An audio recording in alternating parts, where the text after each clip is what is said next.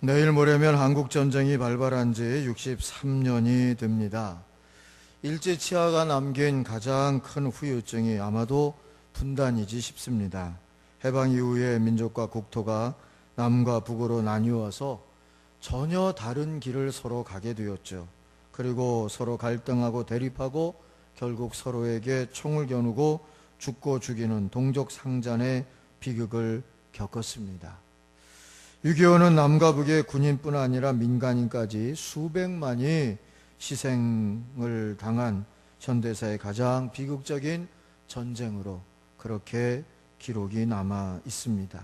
지금도 휴전 상태일 뿐 분단 상황은 계속되고 있습니다.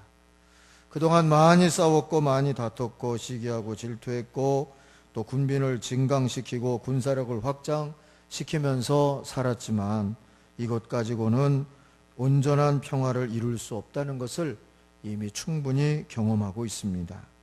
치유와 회복을 통한 평화의 길을 찾고자 하는 새로운 노력 또 새로운 문법이 개발되어야 할 때입니다. 이스라엘과 유다의 역사를 보면 치유와 회복의 시대를 실제로 이루어냈던 시절이 있습니다. 히스기야 왕의 때입니다. 그 시대를 통하여서 우리는 뭔가를 좀 배울 수 있어야 합니다. 성경의 역사는 우리들로 하여금 배우며 깨달으며 주님의 뜻을 따르라고 주신 말씀이기 때문이죠. 히스기야 왕은 남과 북으로 나뉘었었던 이스라엘 왕국의 남쪽 유다 왕국의 13번째 왕이었습니다. 그의 아버지 아하스 왕 때부터 이야기는 되어야 합니다. 아버지 아하스는 북쪽의 아합 왕처럼 남쪽의 바알 신앙을 본격적으로 끌어들였던 그러한 장본인입니다. 남쪽 유다의 3대 악한 왕으로도 꼽히는 그런 왕이죠. 그는 자기 치하에서 전국의 바알 신상과 아세라 목상을 세우면서 우상 숭배를 장려했던 그러한 왕입니다. 유다 전역을 음란의 소굴로 만들었습니다. 하나님은 그 시대를 징치하셨어요. 북쪽의 이스라엘과 또 이웃한 아람 나라가 연맹을 맺어서 동맹을 맺어서 남쪽 유다를 쳐내려오는 일이 생겼습니다. 아람 왕 르신과 북쪽 이스라엘의 베가라고 하는 왕이 손을 잡고 유다를 쳤어요. 이때 예루살렘이 점령이 되었었고요. 유다 백성 12만 명이 학살을 당했고 20만 명이 포로로 잡혀가는 그런 큰 일이 벌어졌습니다. 그 와중에 남쪽 왕 아하스는 패망이라도 면해보려고 또 다른 신흥제국 아수르와 손을 잡게 됩니다. 스스로 속국을 청하고 신하되기를 청했어요. 그래서 성전에 있었던 은과 금의 모든 보물을 다 싸들고 가서 내가 당신의 신하가 되고 내 왕국과 내 백성은 당신의 속국이 되겠습니다. 무릎 꿇었던 왕입니다. 그리고 그들이 섬기는 몰렉이라고 하는 우상까지 섬기겠다고 나섰어요. 말만 그렇게 한 것이 아니라 자기 아들 왕자 중에 하나를 예루살렘 성 아래 신놈 골짜기에서 불태워서 제물로 드리는 그런 짓까지 하면서 이 아수르의 마음을 얻으려고 했던 왕입니다.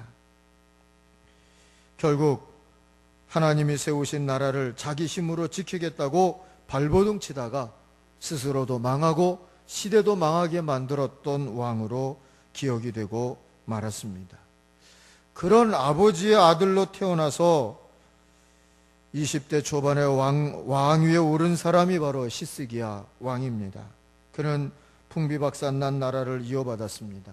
그러나 그의 시대는 아버지 시대와 같지 아니하고 마치 개천에서 난 용처럼 유다 왕국 중에 선왕 중에 선왕으로 그렇게 이름을 날리게 된 시절을 이끌었습니다. 역대하 29장 2절에서 보면 히스기야가 그의 조상 다윗의 모든 행실과 같이 여호와 보시기에 정직히 행하였다. 그렇게 증언해 주고요. 열왕기하 18장에도 보면 그는 주님에게만 매달렸고 주님을 배반하는 일이 없었으며 주님께서 모세에게 명하신 계명대로 준수하였습니다. 어디를 가든지 여호와께서 그와 같이 계셨으므로 그의 성공을 도우셨고 그는 아수르 왕에게 반기를 들고 다시 이웃나라 왕을 섬기지 않았습니다. 그런 평을 받은 시절을 이끌었어요. 오늘 하나님의 말씀 역대하 30장은 이 시스기야 왕이 갔다는 다윗의 길이 뭔지, 그가 지키고자 했다는 모세의 율법이 뭔가를 보여주고 있습니다. 1절부터 다 읽고 싶었는데요, 너무 길어질까봐 1절에서 이 시스기야가 결정한 사항을 6절에 보면 모든 사람들에게 전하기 위하여서 가는 보발꾼의 이야기부터 읽었습니다. 그는 왕위에 올라서 뭘 결정했냐 하면 유월절을 회복시켜야 되겠다, 하나님 앞에 온전한 예배를 드려야 되겠다, 이런 결정을 내렸습니다. 사랑하는 성도 여러분, 예배의 목적이 뭡니까? 하나님을 감동시키는 거예요. 때때로 우리는 우리가 감동하려고 예배할 때 있죠. 화려하고 또 잘 짜여지고 질서정연한 예배로 스스로 만족하고 스스로 감동받을 때가 있지만, 진짜 예배의 목적은 하나님을 감동케 하는 겁니다. 그리고 하나님이 준비하신 구원을 누리게 되는 것, 그게 예배의 목적입니다. 시스기야는 그 목적이 살아있는 예배를 회복하고자 애를 썼습니다. 어떻게 하나님을 의지하고 예배하였기에 하나님을 감동케 하는 예배를 이룰 수가 있었을까? 세 가지 요소를 생각해 볼 수 있습니다. 첫째는 회개입니다. 유월절을 회복하자 하는 것은 하나님께 돌아가자 하는 뜻을 세우기 위하였었어요. 왕들은 때때로 예배를 통하여서 자기의 통치와 정치의 어떤 이득을 보고자 예배를 이용할 때가 있었어요. 사울왕이 그러지 않았습니까? 백성들을 전쟁터에 내몰기 위하여서 예배를 드렸던 일을 우리가 기억을 합니다. 그런 예배 말고요, 사무엘 시대처럼 모든 백성들을 하나님께 돌아오게 만들기 위하여서 미스바 광장에 모여서 예배했던 것처럼 시스기야는 하나님 앞에 돌아오는 예배가 있어야 됨을 깨닫고 유월절을 회복합시다, 그게 왕으로서 첫 번째 추진했던 그런 사항입니다. 왜 하필 유월절이겠습니까? 유월절은 애굽을 탈출한 이스라엘 백성들이 애굽에서 의지했던 모든 것을 다 끊어내고 오직 하나님만을 구원자라고 믿고 의지하겠다고 하는 결단을 드러낸 절기, 그런 예배, 그게 바로 유월절입니다. 북쪽 이스라엘과 유단나라, 남쪽 유단나라가 다 강대국의 위협과 억압으로 고통을 받고 풍전등화의 위기에 처해 있던 상황에서 시스기야가 유월절을 지킵시다, 예배를 회복합시다 하고 제안한 것은 참으로 놀라운 일이고, 일반 정치 상식적으로 이야기하면 이해되기 어려운 그런 일이에요. 시스기야 시대에 북쪽 이스라엘은 실제로 망했습니다. 아수르에게 침략을 받아서. 이 남쪽 시스기야가 다스리던 시대에도 아수르의 산헤렙이라고 하는 왕이 남쪽까지 쳐들어왔던 때가 있었습니다. 기억하시지 않습니까? 열왕기나 또 이사야서를 읽어보면 이 산헤립이 보낸 그 협박하는 편지를 하나님의 성전에 갖고 올라와서 하나님의 백성들이 하나님의 선택된 나라가 이런 대우를 받아야 되겠습니까? 하고 눈물로 기도했던 시스기야입니다. 그러던 중에 자기 몸이 병이 걸려서 죽게 되었다 했을 때에도 하나님 앞에 금식하며 울며 기도해서 15년의 생명을 더 연장받았다. 그게 시스기야 왕 시대의 이야기 아닙니까? 안팎으로 여러 가지 어려움이 있었던 시대에 시스기야는 오직 살 길은 여호와 앞에 돌아가는 거다 믿었어요. 돌아가기 위한 예배, 회개가 가장 중요한 목적으로 깔려있는 그런 예배 회복, 유월절의 회복을 하나님 앞에 온전히 드리고자 했습니다. 그게 하나님께 감동이 되었어요. 두 번째는 형제애입니다. 이미 망해버렸거나 망해가던 시절이 바로 북쪽 이스라엘이 이 시스기야 시절에 당하고 있었던 모습이에요. 게다가 북쪽 이스라엘 나라는 이 시스기야 아버지 전대왕 아하스 왕 때에 아람하고 편먹고 남쪽 형제 국가인 형제 왕국인 유다를 쳐가지고 12만 명이나 죽게 만들었던 그런 사람들 아닙니까? 근데 시스기야는 그들에게까지 보발꾼을 보냈다 그랬어요. 전령을 보냈다는 겁니다. 대사를 보냈다는 겁니다. 우리끼리만 예배하고 우리만이라도 살아남자, 그게 아니라 우리가 함께 여호와께로 돌아가자. 그래서 말씀을 보니까 나라가 나뉘기 전에 그 영토 브엘세바부터 단까지 전국을 이 보발꾼들이 다니면서 예배에 청했어요. 유월절을 함께 하자고 청하게 됩니다. 오늘 10절 11절 보니까 북쪽의 중심 지파였던 에브라임과 므낫세 사람들은 조롱했다고 그랬어요.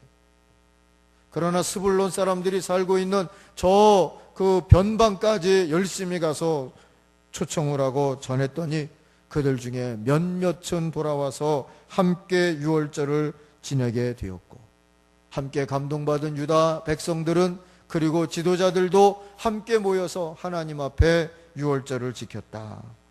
그렇게 10절 11절이 전하고 있습니다. 성도 여러분, 12만 명이 죽고 20만 명이 포로로 잡혀간 그 전쟁을 치룬 지 한 세대도 지나지 않아서 함께 유월절을 회복한 거예요.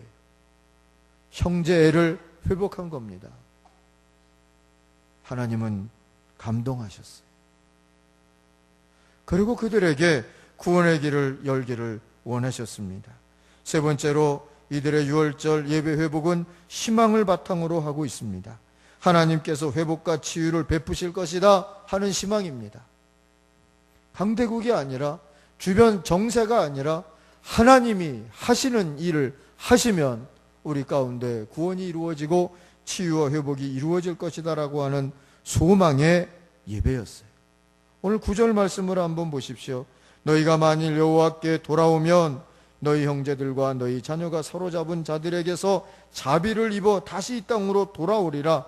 너희 하나님 여호와는 은혜로우시고 자비하신지라. 너희가 그에게로 돌아오면 그의 얼굴을 너희에게서 돌이키지 아니하시리라. 남쪽 유다만이 아니라 북쪽 이스라엘 백성들이 멸망하고 포로로 잡혀가 있었던 그곳에서 하나님의 감동을 받은 사람들이 그들을 놓아줄 것이라고, 억지로 뺏어오는 것도 아니고 시간이 지나가면 저절로 되는 것도 아니고 싸워서 이기는 것도 아니라 하나님이 하셔서, 하나님이 움직이셔서 회복되는 역사가 있을 것이다. 하나님께서 이루실 것을 이루시리라고 하는 희망으로 하나님 앞에 드리는 예배입니다. 그래서 예배는 하나님을 응원하는 일이기도 합니다. 하나님이 옳습니다. 하나님이 하시고자 하시는 일을 하시옵소서. 그게 예배 정신이에요. 그게 예배의 희망입니다. 내가 하고 싶은 일, 내가 이루고 싶은 일을 이루어 주시옵소서가 예배 정신이 아니라, 맞습니다. 하나님이 하실 일을 하신다면 그게 우리의 구원이고 우리의 복이 될 것입니다. 하나님 하시옵소서 하고 하나님께 응원하는 일이 바로 예배라고요. 히스기야 시대에 이런 예배를 회복을 했습니다. 회개와 형제와 희망이 예배의 이유가 되어지는 예배를 회복했을 때 하나님은 감동을 받으셨어요. 너희가 진짜로 돌아왔구나. 너희가 진짜로 내 백성의 자리를 지키게 되었구나. 하나님은 감동을 받으셨어요. 그래서 하나님 구원을 베풀어 주셨어요. 히스기야와 거의 동시대에 망해가던 북쪽 지방의 북쪽 이스라엘의 마지막 예언자가 호세아였는데, 호세아가 하나님이 찢으시지만, 하나님이 심판하시지만 회복시켜 주실 것이라고, 오직 사랑으로 회복시켜 주실 것이라고 예언을 했는데, 그 예언은 북쪽에서 이루어지지 아니하고 히스기야 시대 이 남쪽에서 이루어지게 되었어요. 하나님은 우리에게 베풀어 주시는 사랑이, 호세아서를 읽어보니까 세 가지, 용서해 주시는 사랑, 양육하시는 사랑, 치료해 주시는 사랑을 베푸실 거라고 호세아는 선포했거든요. 호세아 14장 4절을 보니까 내가 그들의 반역을 고치고 기쁘게 그들을 사랑하리니 나의 진노가 그들을 떠나리라. 기쁘게 사랑한다고요. 하나님이 기쁘게 사랑하시면 어떤 일이 일어나는가? 호세아서를 보면 세 가지 표상으로 그 소망을 증언하고 있어요. 첫 번째는 하나님이 이스라엘의 이슬이 되어 주시겠다 그러세요. 그래서 백합화처럼 꽃이 피고 백향목처럼 깊게 뿌리를 내리고 튼튼한 나무로 자라도록 축복하시겠다. 치유되고 회복되고 평화의 시대가 꽃이 피고 평화의 시절이 든든한 그 백향목처럼 다시 자라나게 될 것이다. 하나님이 이슬이 되어주셔서 그리하실 거라는 겁니다. 두 번째는 하나님께서 폭염을 피하는 그늘이 되어주실 것이다.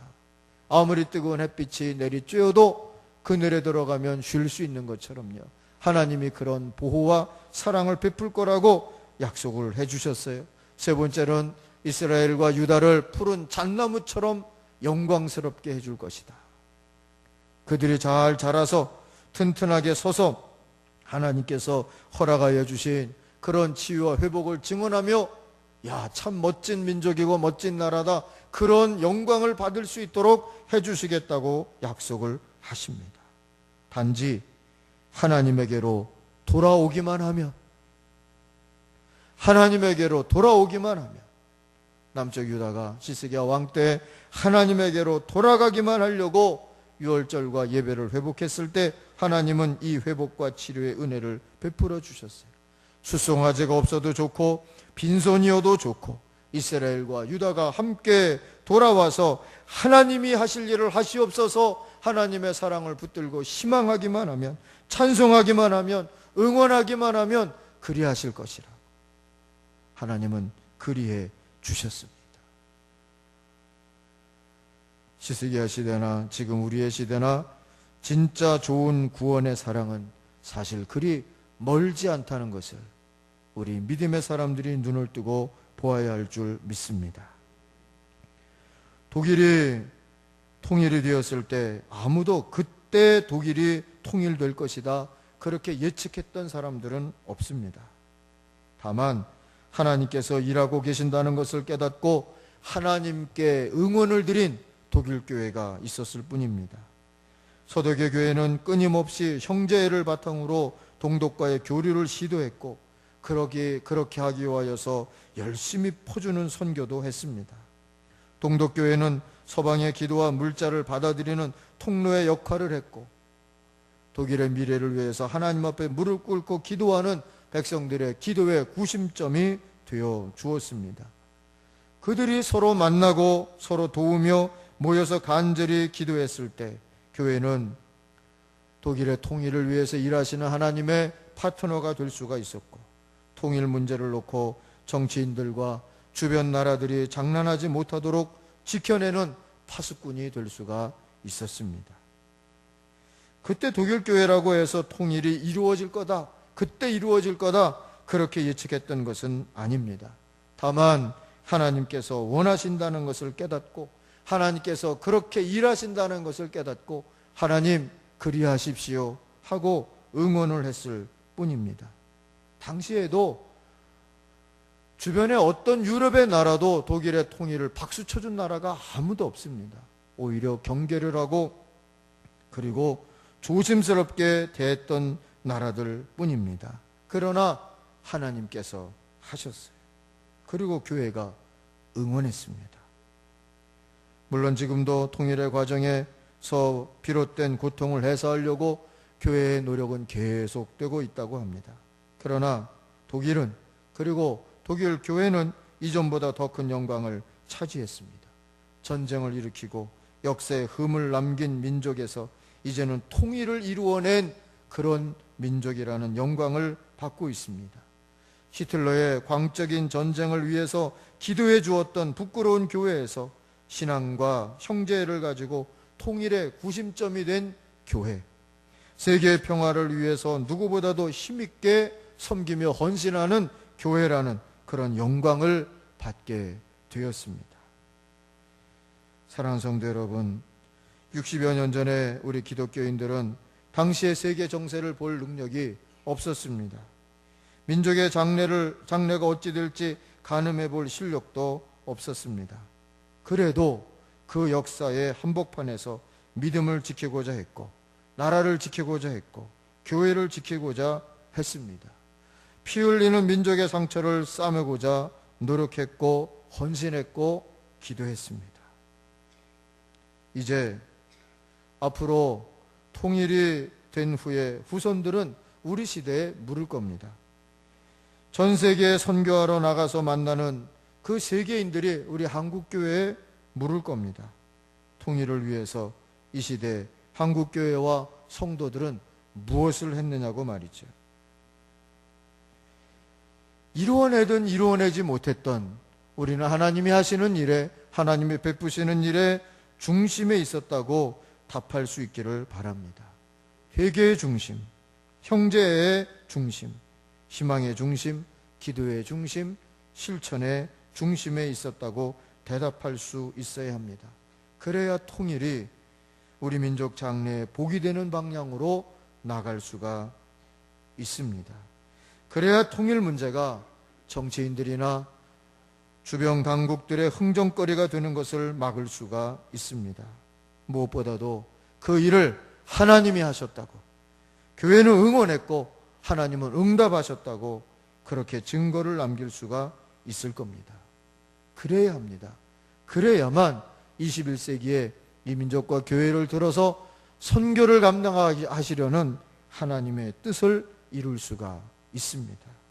오직 여호와께로, 하나님께로 돌아가는데 앞장서서 온전히 돌아와 온전히 예배할 수 있기를 바라며 하나님 앞에 기도와 헌신을 드리는 오늘 교회와 성도들이 다 되시길 주의 이름으로 축원합니다.